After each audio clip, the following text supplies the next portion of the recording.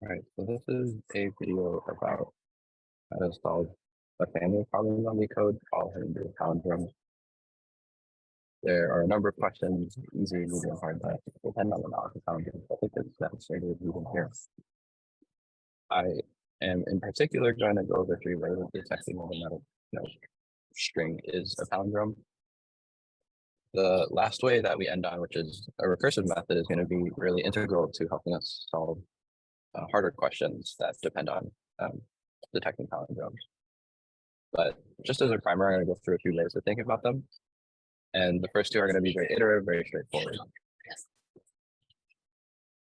If you've never seen a palindrome before, what that really means is a string is the same forwards as backwards. Some examples of common palindromes would be race car. Race car, if you read the letters backwards, this way, also spelled out this way. Race car. So the problem in decode questions involves detecting a palindrome. So for example, is a given string a palindrome, or how many palindromes exist, or what's the longest palindrome? We're going to start with the simplest one, so the problem that we're going to work with today is a string S a palindrome? That's going to be our problem. Like I said, we're going to end on this recursive method to solve it, but before that, let's work on some iterative methods just to build an intuition. The first method we're going to think about is just reversing the string. And in particular, if you use Python, and I believe some other coding languages, you can easily reverse a string. So let's talk about the reverse method. So what this really is really just invoking the definition of a palindrome. So palindrome, like we said, is the same forwards and backwards. Well, what that means is if we reverse the backwards reading, then it should be the same exact thing as the forwards reading. In particular, some pseudocode would look like so backwards would be the string S, and how we mark it would be colon, -1. So what that means is start for the first number, stop for the second number, and then direction or stride in the last number. If we have start and stop being the beginning and end of the string, then we can just omit them from both the 2 colons, and then direction is backwards 1 by 1. So after we get the backward string, so that's our first step, and then the second step is we should check if forwards, check if S equals backwards. What this says is basically, if we have, let's do an example right here. So let's say S equals race car, then we would set backwards here, the line of code backwards. And then move this race car as a string. Backwards would be set to this string backwards. So if you read the letters, I'm just going to read the letters from back to front. So R, A, C, B, A, C, E. I'm missing a C here. C, A, and then R.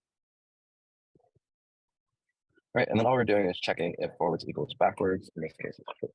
That's what it is. So let's think about a sliding window approach. The sliding window is, I guess, a different solution tool that you can have in your belt that is helpful for solving many problems, not just palindrome problems. But we're going to apply it specifically to palindromes today. And all sliding window means is maintaining, I guess, 2 pointers at different parts of your input.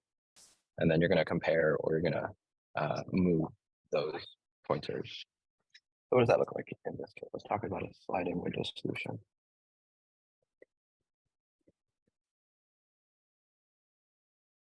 sliding window. We can also call this two-pointer. What this looks like if we draw a diagram here. So let's remember. Let's use our previous example. F equals race car. How our two pointers are going to work is we're going to initialize two pointers pointing at the beginning and the end. And the definition for a palindrome, again, remember, is that it's read the same forms as it goes backwards. Well, if you infer from that definition, what you can understand is that if it's read the same forms as backwards, then the first and last letter should be the exact same. The second letter and the second to last letter should be the exact same, and so on and so forth, all the way to the middle of the string. So what we're going to do is we're going to start with two pointers, one pointing at the beginning and one pointing at the end of the string. Check that they're the same letters, and then move both of our pointers simultaneously.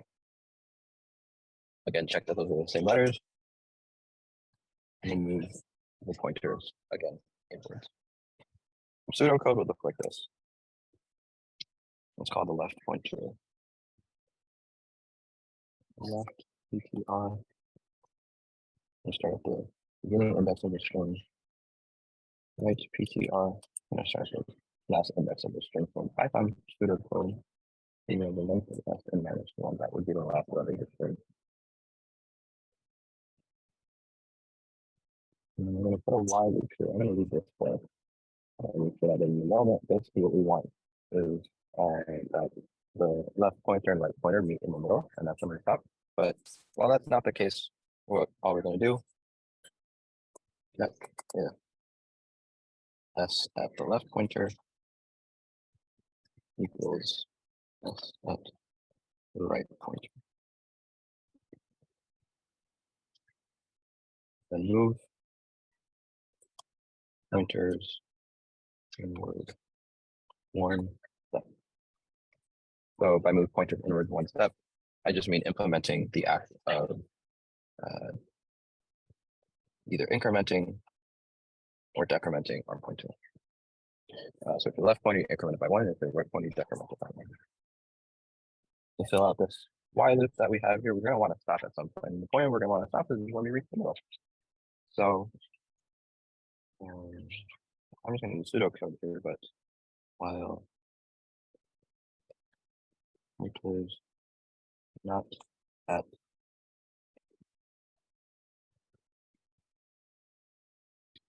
and if we had a function to determine whether or not a string is a palindrome, if this line ever fails, if two letters that are on opposing sides of each other, they mirror each other, are the same, then we return